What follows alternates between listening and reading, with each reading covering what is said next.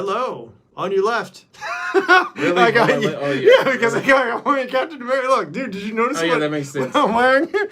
See? Captain America. Yeah, yep. I am the captain. Hello. Call me Captain Sexy. Really? Not really. Don't call me that.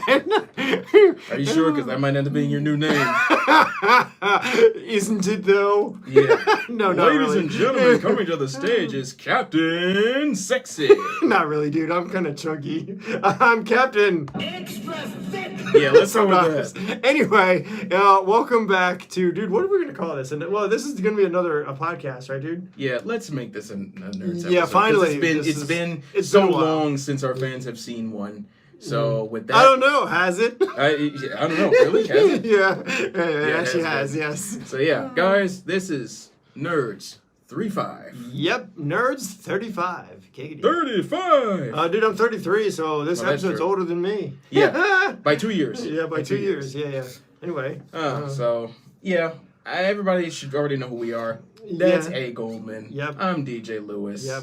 And you know the drill. Exactly. Anyway, we're just gonna jump into this one because this one is, dude. Would you say this is controversial? Because I feel like this might be. This one, I think we wanted to do this one a while, but we haven't really figured out when we wanted to do this one. Also, how we wanted to approach this one because it was kind of it's an interesting way to approach it. But although you know what, I will say I do have some opinions on this because because of the way that you look at the anime industry now. Currently, so yeah, I mean there's some hot takes. Let's put it that way. As Linus would say. Yeah, there's some red hot chili peppers out here, just so you know. So yeah, dude. Anyway, do you just want to kind of give people an overview of the title, like what we're gonna talk about? I can definitely. All right, so guys, we are going to be talking about Miyazaki, Hayao Miyazaki, and the state of the anime industry. Yes, yeah, one of the legendary anime writers and creators. Hayao Miyazaki, if you're not familiar with him, he's responsible for a lot of classic Studio Ghibli films and also stuff like Castle in the Sky, Princess Mononoke, Spirited Away, Kiki's Delivery Service. Yeah, Kiki's Delivery Service. Yeah, and there's a bunch of others. He's done so much. So we're gonna be talking about him and some of his. I guess what would you call it, dude? I would probably say some of his hot takes. Yeah, some of his hot takes and some of his thoughts on the anime industry and kind of how he views it, right, dude? Right, yeah, basically. Yeah. So for us, we already know who Hayao Miyazaki is, and hopefully when the day comes, we would like to get him on the show. Hopefully. Yep, the man, the myth, the legend. The legend. Yeah. Yeah. Anyway. So basically, when it comes to Miyazaki, you already know that, again, he grew up during a time where anime was old school. Like, pencil, paper. You know, dude, remember, like, we're talking off camera. He's not the only one. There are other people. So for example, one of the guys who does... one of the guys from Ed... the guys... the guy who does... The creator from Ed, Edd n Eddy. The creator from Ed, Edd n Eddy, yeah. Anthony Antonucci, the creator of Ed, Edd n Eddy. He's also someone who used to be very much in that realm of hand-drawn, hand-done panel animation. Right. And a lot of those guys were crazy good at that kind of stuff. They, the amount of art and detail they'd put into their drawings and the way they would animate them and how they would do them was insanely crazy. It was amazing, right? Right. It was unmatched at that time. But then also the guy who does Primal. The same guy who created Samurai Jack. Yeah. No, actually, it's you're right. Yeah, it's the same person. Yeah. Genki Tartakovsky. There we go. Genki Tartakovsky. Yes, he's also big on hand-drawn. Tartakovsky. Yeah. That's how they. Yeah. Anyway, I'm bad with names. I'm sorry, man. Sorry if we pronounce your name wrong. We apologize. He is one of those other famous creators you may have heard of for like Samurai Jack and other stuff, who is big into doing stuff by hand. And he's also, along with Miyazaki and a lot of other people, they are also from that time period where a lot of animation was done by hand or drawn out first and then storyboarded and put into, then animated. And that's why you see like Ed, Edd n Eddy, that's why they're always moving. They're always wiggling or moving because of the way they used to do the animation for the hand-drawn panels. The same way like some video games are done that way. But then you later on, as you got on, the stuff started getting more digital and they started doing stuff which is more digitally, so making characters be able to move in different ways using the computer animation rather than having to draw at first. It was more brighter. It had that digital aesthetic. So this is what we're going to kind of go into, what some of these guys, what some of these original creators and some of the legends think of this, and specifically we're going to do Miyazaki, but what he thought of the process now and how it is now to do anime and the anime process and kind of what the anime industry is like now. Also, right, dude? not just the process, but also the attitude towards it, the culture, as some people say, that the culture aspect of it, the weeb culture, as some people might call it. How it's changed in the West, the attitude towards it in the West, and what Western audiences think about it now. Last time in anime history, Dante Lewis talked about Hayao Miyazaki. It sounds like the name of it. It doesn't sound like the title of like some narrator doing that, right? Really? Sounds like the title of a narrator. Exactly. Yeah. It sounds like a Dragon Ball Z episode, right? Right. It's terrible. Yeah, I think one of the biggest takes that a lot of people have talked about, even to this very day, is the one statement where he says that anime was a mistake. Yeah, I think that's a pretty big statement. But hey, look at who it's coming from. It's coming from one of the greatest creators ever in anime. You know, he's legendary, Miyazaki. So yeah, and while many people can take that in different ways, some people take it with a grain of salt.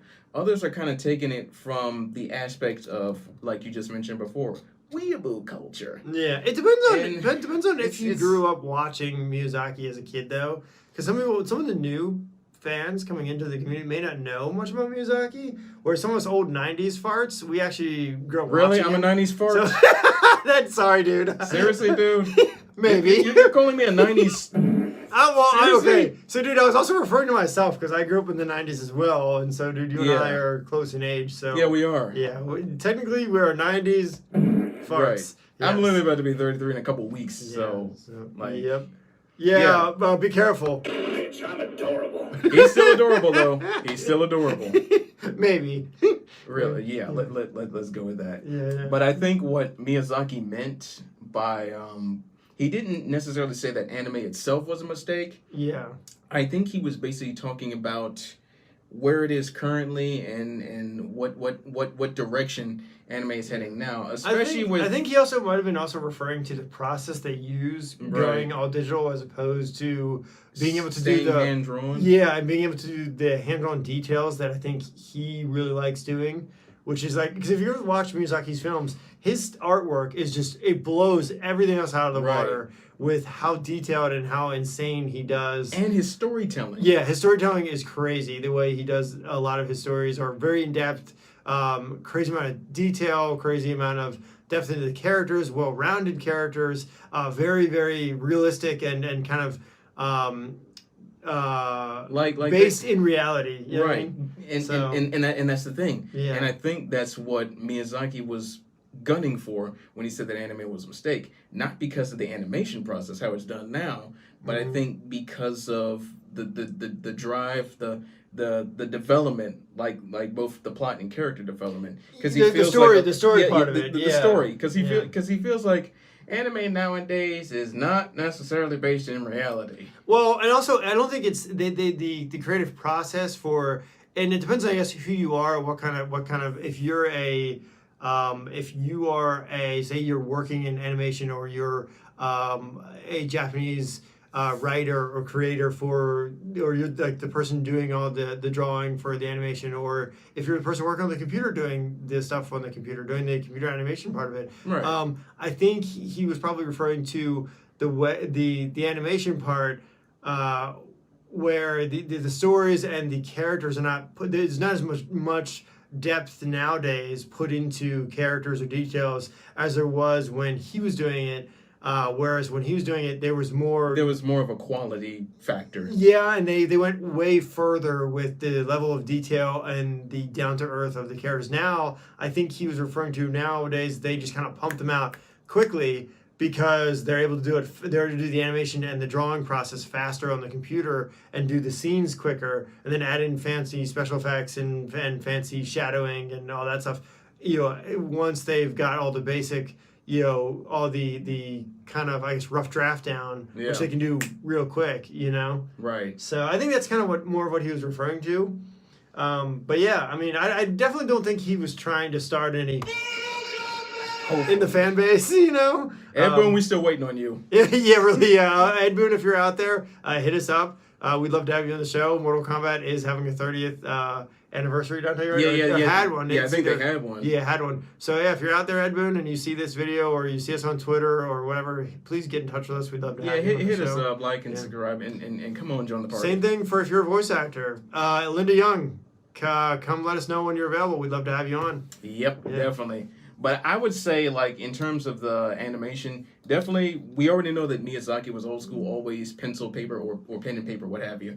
But I think also in terms of his characters and the way that he told his story, he told it from a more reality-based perspective. Like, he actually went out into the community and, like he visually saw how... Well, see, you have to remember that's also how he does his artwork. Right. Is that Miyazaki was looking at reality when he would do his drawings and his stories. So if he walked outside and saw gorgeous scenery, he would try to reproduce that in his artwork.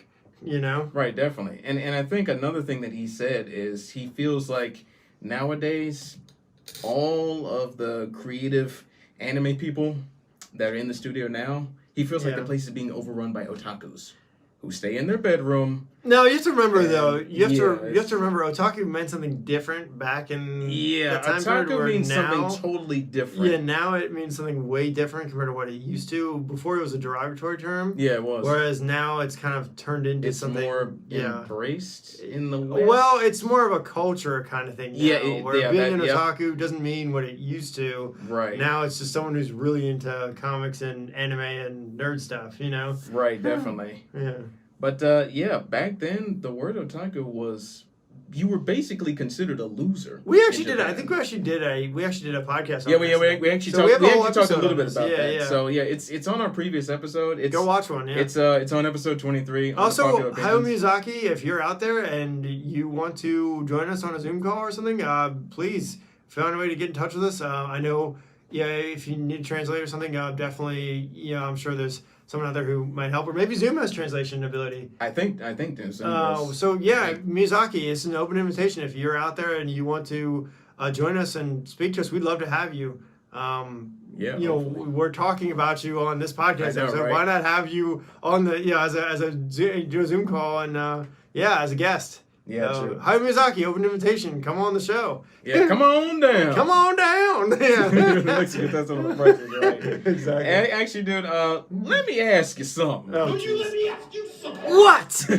Anyway. Okay, in the current state of anime now, what have you noticed any shift in terms of quality? So yes and no, because when I look at stuff like Gundam or stuff like Ghost in the Shell, the art is very different. It's more cleaned up now.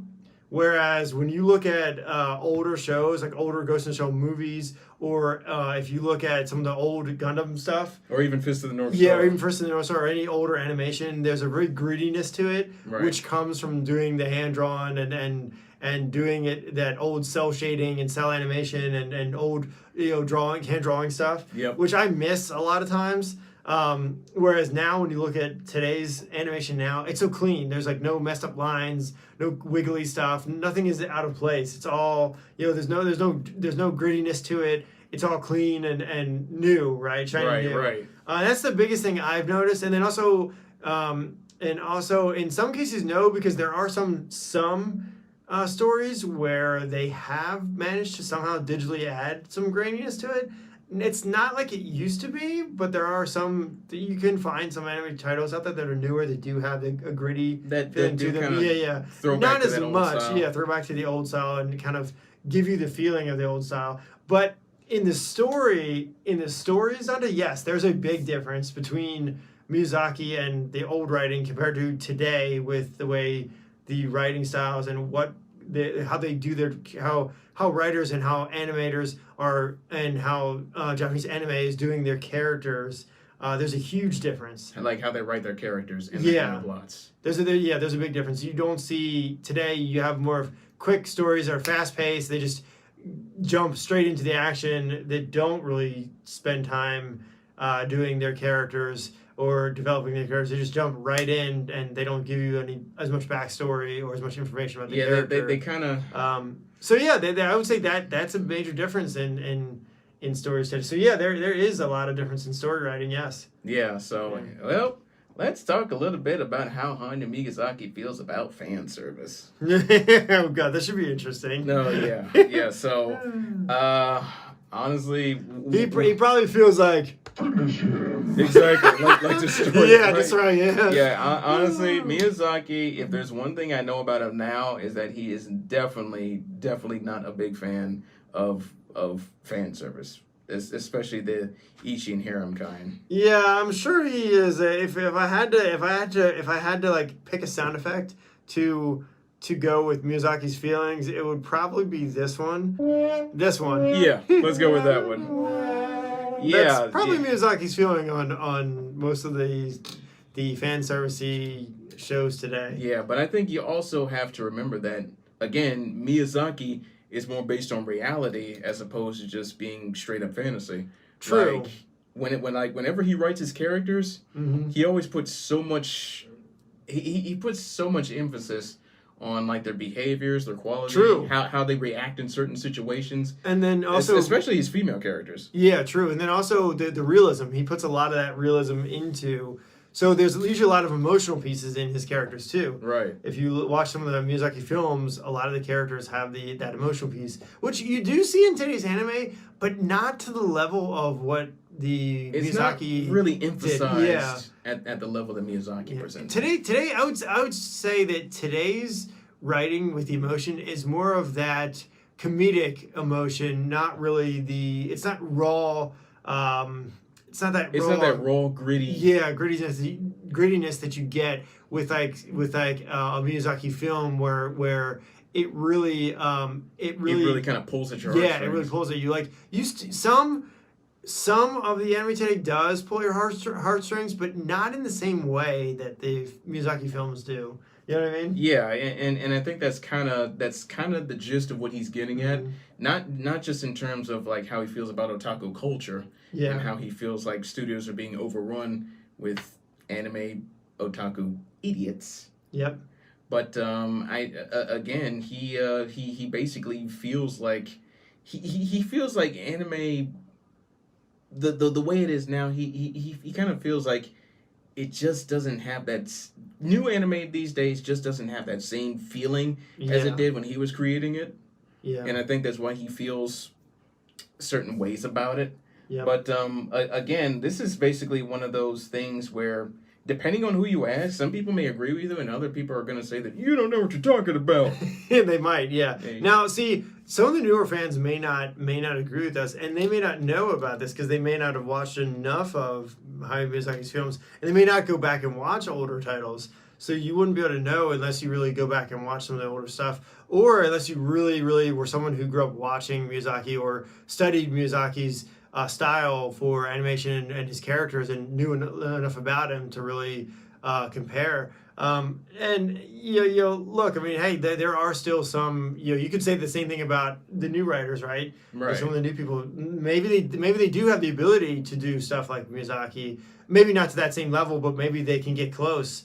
Right. But maybe they just choose not to because they're going more by what the audience is trending, by what their fan base is trending, not by what maybe they what they would like to see, or would like to do, or maybe they're just not able to do that level of in-depth, that level of intense character development because either they have they have a tight budget or tight timeline where they can't go into too much detail.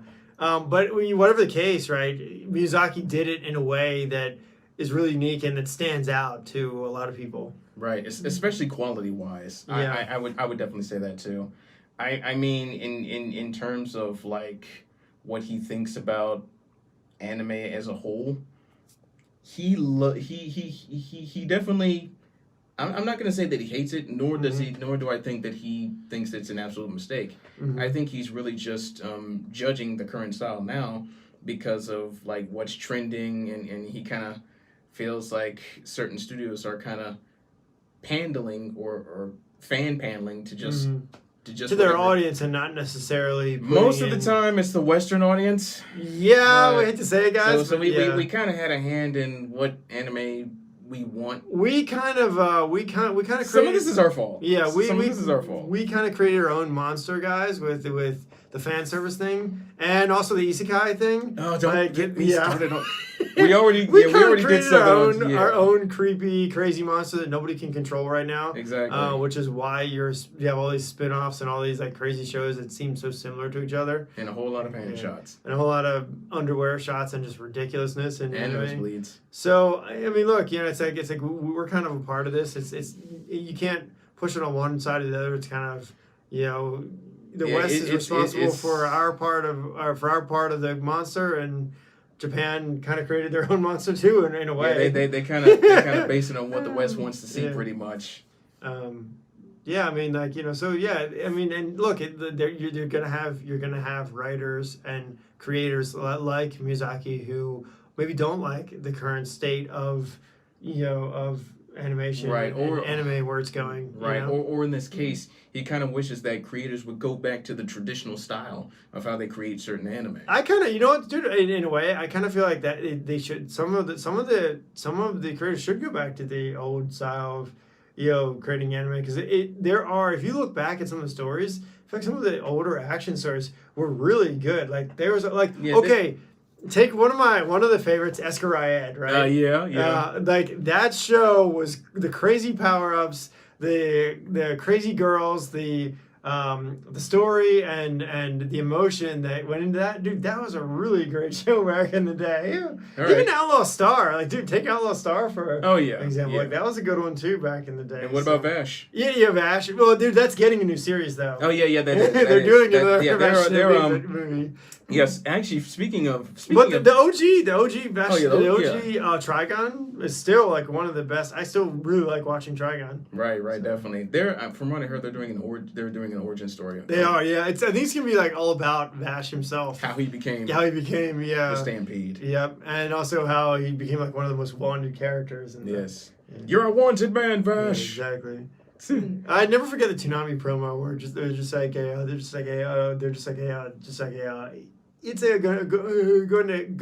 going to take a whole lot of bullets. Remember that? Yep. It's like it's going to take a whole lot of bullets. Yeah. That in Lupin. Look at Lupin the Third. Yeah. So Lupin is one of those shows where you can easily go all the way back to when it started.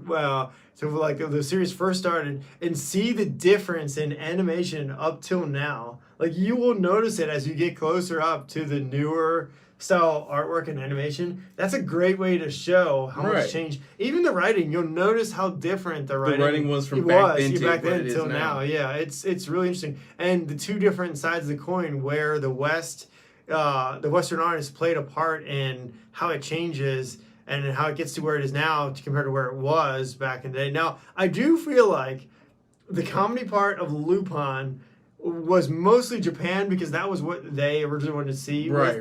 Where where Western audiences now are more interested in that mystery kind of that mystery suspense. Yeah, suspense story, which is cool, and they've still kept some of the comedy in there too. They've eased back on it, which is good. But there still is Lupin's still very hilariously funny, and he's also still that super genius when it comes to getting out of stuff. He's kind of become like James Bond a little bit, I feel like. Yeah. Because he gets out of everything. Except for Bond dies, where Lupin actually doesn't. But yeah, so I mean, that's a good way to show, that's a good way to go back and see the difference if you're not sure, or if you want to compare the difference in writing and just how the industry has changed. That's a good one to look at, Right. If you look, like, between those two art styles, between their plot, their character development. I think that's kind of what Miyazaki is getting at, where he prefers that older style of storytelling and that older style of writing because of how in-depth and how much detail you can cram into the story. Because it felt and how down-to-earth it was. Right, because it felt more put together.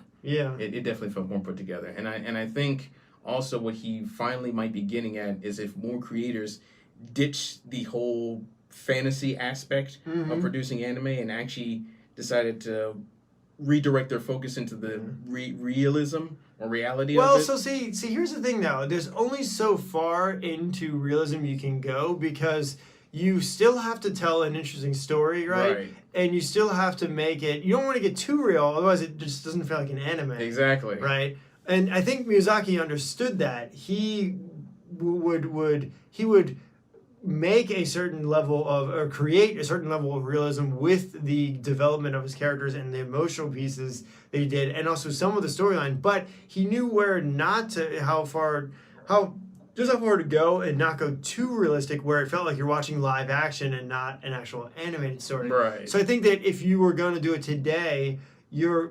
would definitely have to be someone who you'd have to be a writer or creator who maybe has I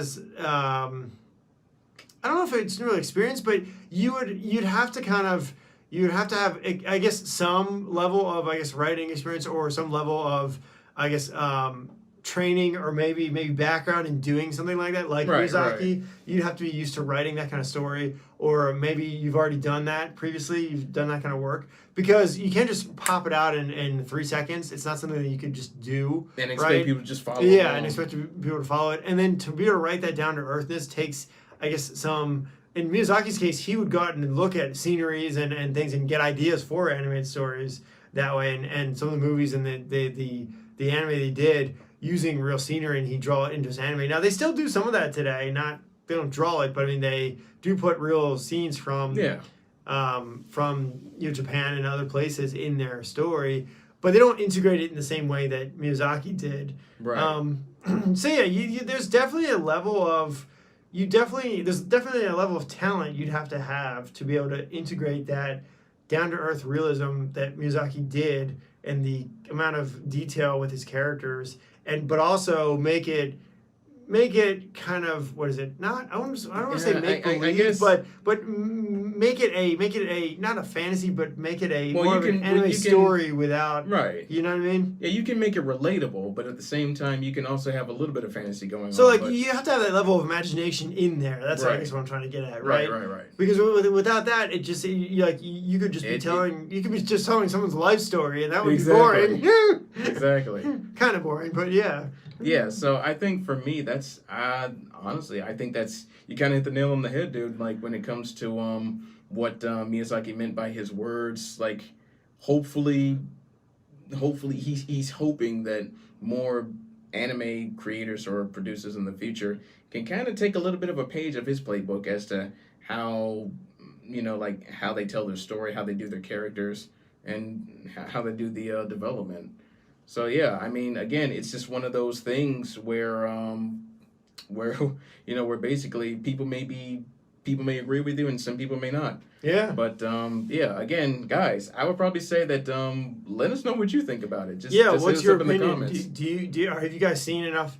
Have you guys watched enough of Miyazaki's films to agree or disagree with him? And also, what do you think of the state of the industry now and where the animation is heading? And also, where are the stories and characters, how they're building, or how they're laying out the foundation for each character, and how in depth they go with the story, and just how they go about telling the stories now. Right. So yeah, let us know what you guys think. Yeah, definitely. Hit us up on Twitter, Instagram, Facebook. Oh, and also, if you haven't already, which you really should, get over here and subscribe or follow us on all of our social media for more, because there will be more, right, dude? Oh yeah, there definitely will be more. And I think this will pretty much wrap it up. So how you want to end this? Well, okay, so I have to say, look, while everybody has their own opinions and everyone's entitled to your own opinion, and no matter what you might think of Miyazaki or any of the big writers or creators for anime today, know that most of them, most of the creators and some of the people that create your favorite show, or that have done work on your favorite show, right, are pretty impressive, right? There isn't too many people that can do what Miyazaki and some of these other artists and creators do today. So no matter what you think, what they might think, or what you may think, you still should appreciate their work no matter what they, what you mean what you whatever, might whatever think, opinions that they have about exactly. certain things. Exactly. Make sure that you pay your respect and yeah, I mean, give your artists and creators credit for what they do. You Right. know, there's always room for improvement, but that doesn't mean you got to down them or you know. Exactly. So yeah. I guess this will pretty much end it for us. With that, guys, please do not spread any. Online. Unless you're celebrating the anniversary of Yeah. Let's then go with maybe. that. Anyway, guys, with that, we hope you liked this episode, and we'll see you guys next time. Until next time. Make sure to subscribe, or make sure to Get over here! and subscribe. And subscribe. Of course. Yep. All right. Until next time, guys. Peace. Stay out of trouble and peace out.